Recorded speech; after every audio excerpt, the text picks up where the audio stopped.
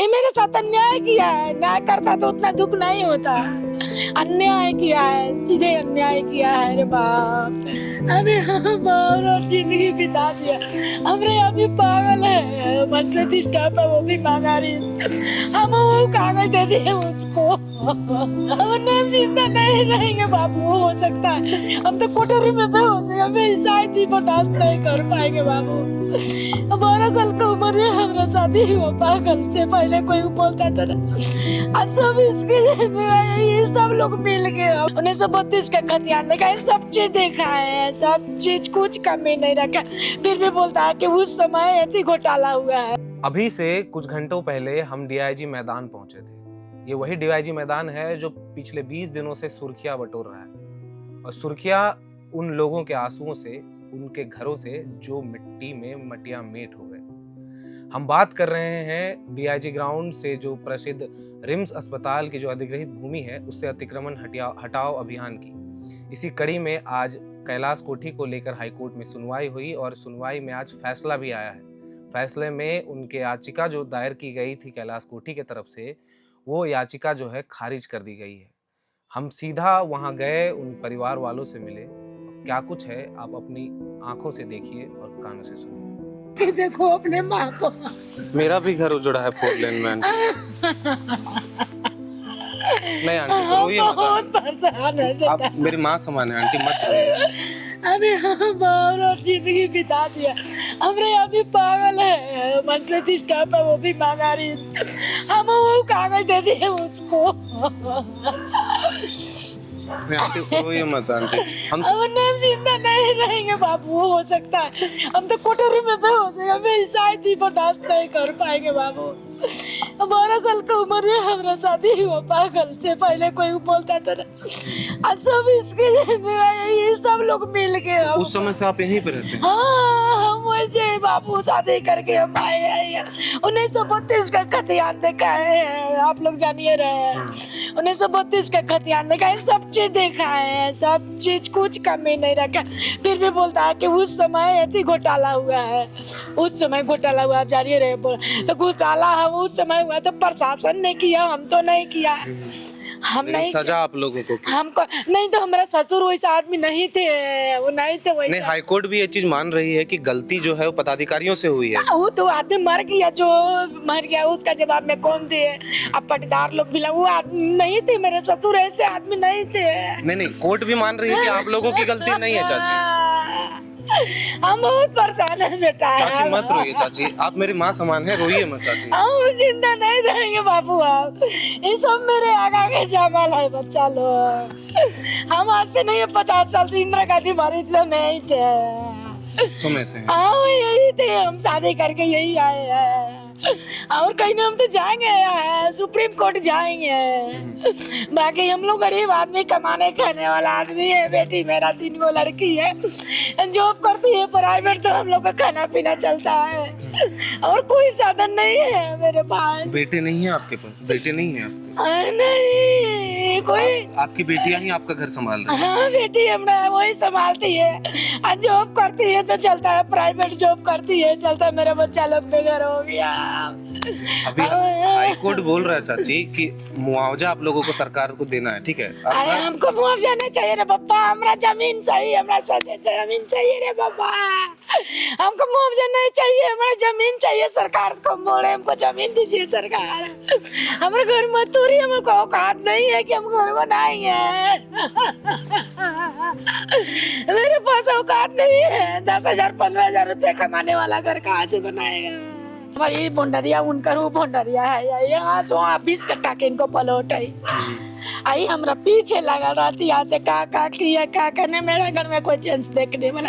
फिर भी हमारी बेटी जब पढ़ा, मालिक से दोनों लोग लिए हैं? नहीं, मालिक अलग है। अच्छा। उसका अलग है, मेरा अलग है। बाकी प्लॉटवा एक है। 1394 है, और 93 है। 1694 ये है, और 93 है। प्लॉटवा एक ही है। तो उन लोग का नहीं लेगा? नहीं, वो लोग यहाँ पर सेटिंग कर लिया है, थाना में बैठा के हमको भी बुलाया था, तो हम बोले है गलत काम नहीं करेंगे हम।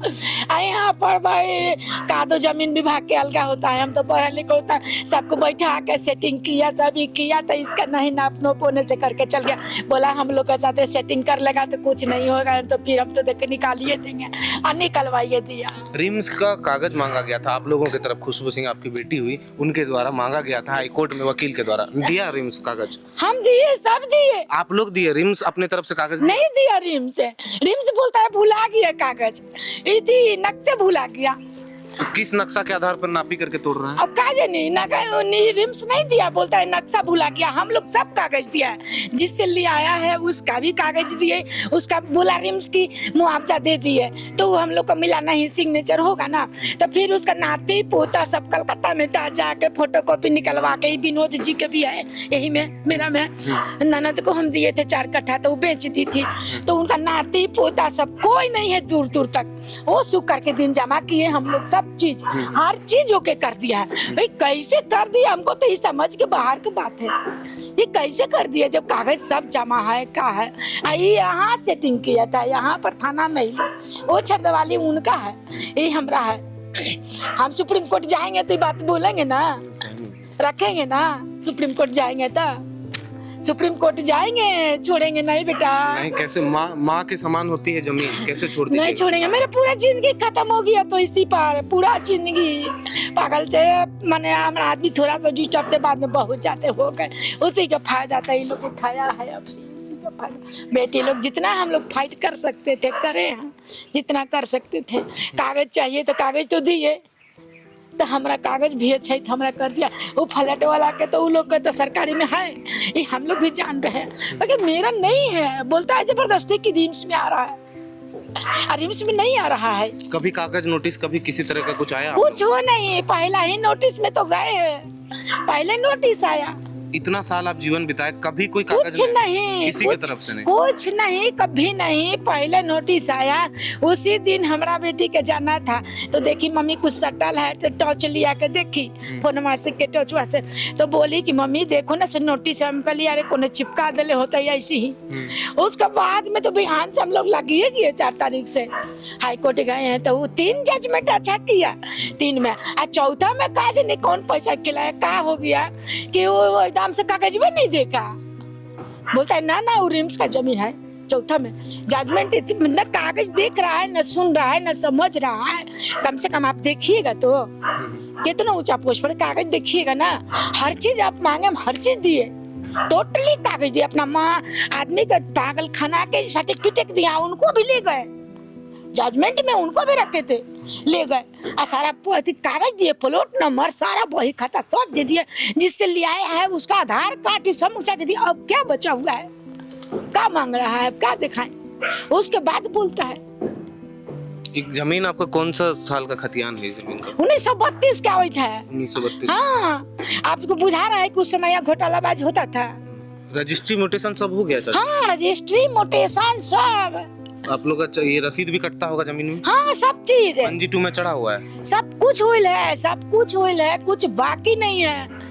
ये मेरे साथ अन्याय किया है, न्याय करता तो उतना दुख नहीं होता। अन्याय किया है, सीधे अन्याय किया है रे बाप, हम क्या कहें, हमको तो समझ में नहीं आ रहा तो ये आंसू है, ये व्यथा है उस औरत की जो ब्याह कर कर एक घर में आती है, उस मकान को एक घर का रूप देती है, उसको घर आंगन बनाती है, बच्चे की किलकारी जो है वो उस आंगन में लेकर आती है।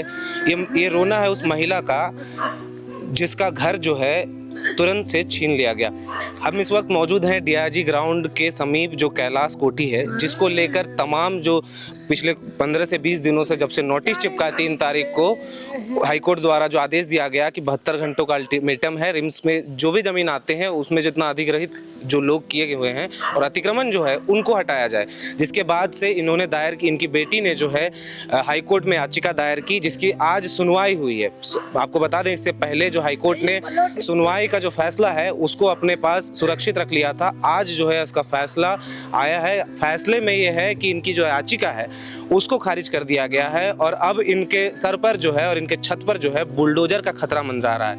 और ये आंसू तब निकल रहे हैं जब ये महिला और इनकी बेटी के साथ, इनके घर में कोई और नहीं है, इनके पति जो है वो पैरालाइज्ड हैं और इनके घर में सिर्फ 2 बेटियां हैं जो इनका घर का भरण पोषण और सारी चीज़ें चलाती हैं। वो बेटियां अपने कमाई जो है वो लगा दी हाई कोर्ट में केस लड़ने के लिए, जिसके बाद आज हाई कोर्ट से ये फैसला आता है। और ये आंसू हैं उन माँ के जिनकी बच्चियां जो हैं अपने घर को, छत को बचाने के लिए इतना लड़ रही हैं, प्रयासरत हैं।